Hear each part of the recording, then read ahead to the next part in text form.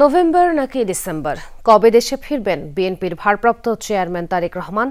এমন আলোচনার মাঝে ভারপ্রাপ্ত চেয়ারম্যানের উপদেষ্টা হুমায়ুন কবির জানালেন, অচিরেই ফেরার সুনির্দিষ্ট দিনক্ষণ নিজেই জানাবেন তারেক রহমান। জাতিসংঘের প্রধান উপদেষ্টার সাথে সফর সঙ্গী হুমায়ুন কবির বলেছেন, নির্বাচন নিয়ে কোনো শঙ্কা নেই। এদিকে প্রেস ক্লাবে এক অনুষ্ঠানে বিএনপি নেতা জয়নুল আবদিন ফারুক আন্দোলনরত রাজনৈতিক দলগুলোকে দাবি দাওয়া নিয়ে পরবর্তী সংসদে যাওয়ার পরামর্শ দেন। ডেন্টিস্টের পরামর্শ নাও নতুন কোলগেট অ্যাক্টিভ সল্ট। জাতিসংঘের 11 দিনের সফর শেষে ডক্টর ইউনূসের সাথে দেশে ফিরেছেন তারেক রহমানের পররাষ্ট্র বিষয়ক উপদেষ্টা হুমায়ুন কবির। পরে তিনি কথা বলেন আগামী নির্বাচন ঘিরে শঙ্কা ও তারেক রহমানের দেশে ফেরা নিয়ে। দিনক্ষণ তো উনি যখন আসবেন উনি জানাবেন, তখন দলও জানাবে আপনাদেরকে। ওনার নেতৃত্বেই বাংলাদেশ জাতীয়তাবাদী দল নির্বাচনে পার্টিসিপেট করবে। He will be leading the BNP into the next national election.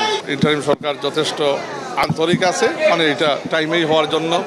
এখানে বিরোধী দল হিসাবে আমাদেরও সমর্থন আছে, তো ইনশাআল্লাহ টাইমেই হবে, ফেব্রুয়ারিতেই হবে নির্বাচন।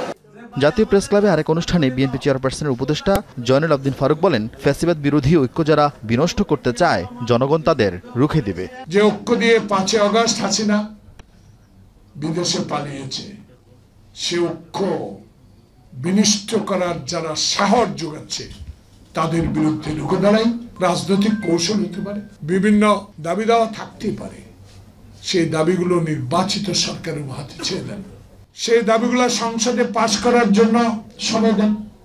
এ সময় পাহাড়ে কাদের মদদে অশান্তি সৃষ্টি হয়েছিল তাদের খুঁজে বের করতে সরকারের প্রতি আহ্বান জানান তিনি। যারা পাহাড়ের এই অশান্তি সৃষ্টি করছে। আরিফিন শাকিল, যমুনা নিউজ, ঢাকা।